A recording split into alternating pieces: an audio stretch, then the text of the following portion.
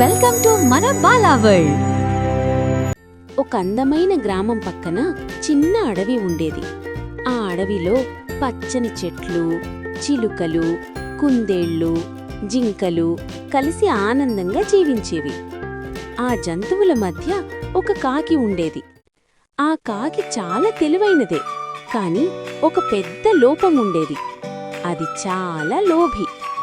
ఎక్కడైనా మంచి ఆహారం కనిపిస్తే ఇతర జంతువులతో పంచుకోవాలని ఎప్పుడూ అనుకోదు.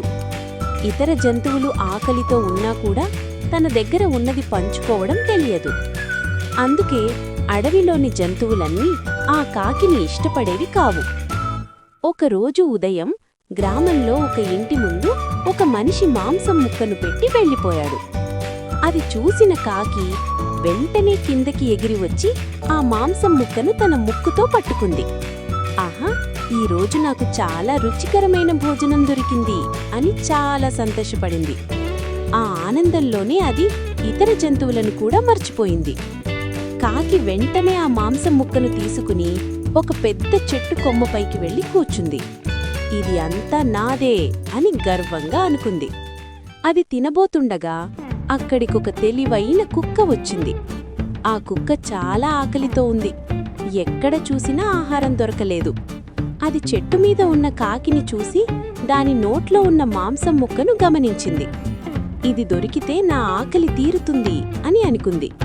కాని చెట్టు ఎక్కలేనని తెలిసి అదొక తెలివైన ప్లాన్ వేసింది. కుక్క నెమ్మదిగా చెట్టు కిందకి వచ్చి కూర్చుంది. మొదట మెల్లగా చెప్పింది, అయ్యో, ఎంత అందమైన కాకి! కాకి ఆశ్చర్యపోయింది. ఇంతవరకు ఎవరూ తనను ఇలా పొగడలేదు. కుక్క మళ్ళీ చెప్పింది, నీ రెక్కలు ఎంత మెరుస్తున్నాయో! అడవిలో ఇంత అందమైన కాకిని నేను ఎప్పుడు చూడలేదు. కాకి చాలా గర్వపడింది.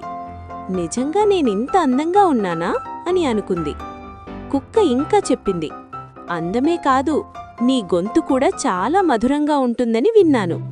నువ్వొక పాట పాడితే ఈ అడవి మొత్తం మంత్రముగ్ధమవుతుంది. ఇది విన్న కాకి చాలా సంతోషపడింది. ఇప్పటికే పొగడ్తలతో మత్తెక్కిపోయింది. నా పాట వినాలనుకుంటున్నావా అని అనుకుంది. అయితే విను అని భావించింది. అది వెంటనే నోరు తెరిచి పాట పాడబోతుండగా టప్!